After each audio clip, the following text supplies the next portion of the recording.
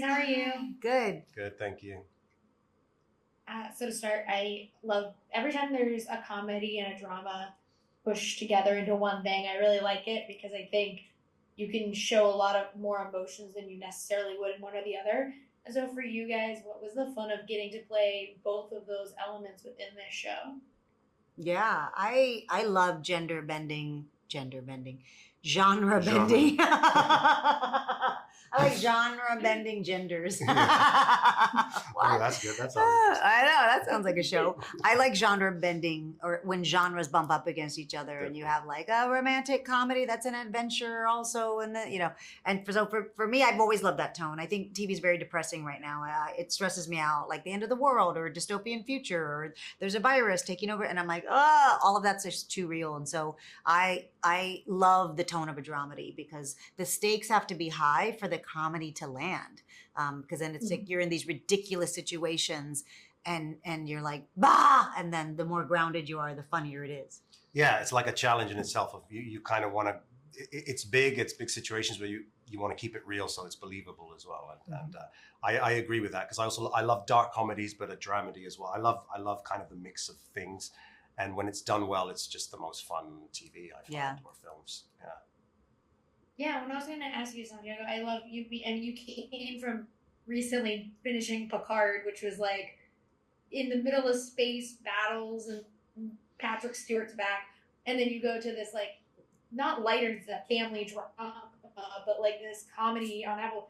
How was that as a transition? Being like, okay, well, here are my blasters From space to a vineyard.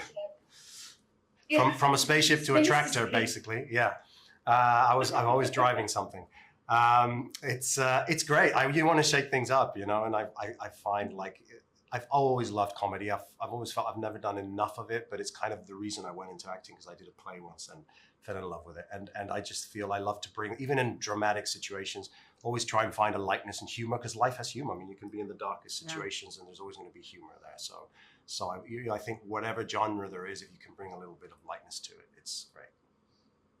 Yeah, and Eva, I love to, like I said, it was a family drama, but the family all has to really connect in order for us to kind of care when we see what they're going through. Yeah. You've been on shows where the families are important and all that kind of stuff, but for you, does it change your approach at all when you know like you have to make that family unit work in order for the show as a whole to kind of work? Yeah, I think that you have to be invested in their journey together. I think people are going to fall in love with Julia, my mother.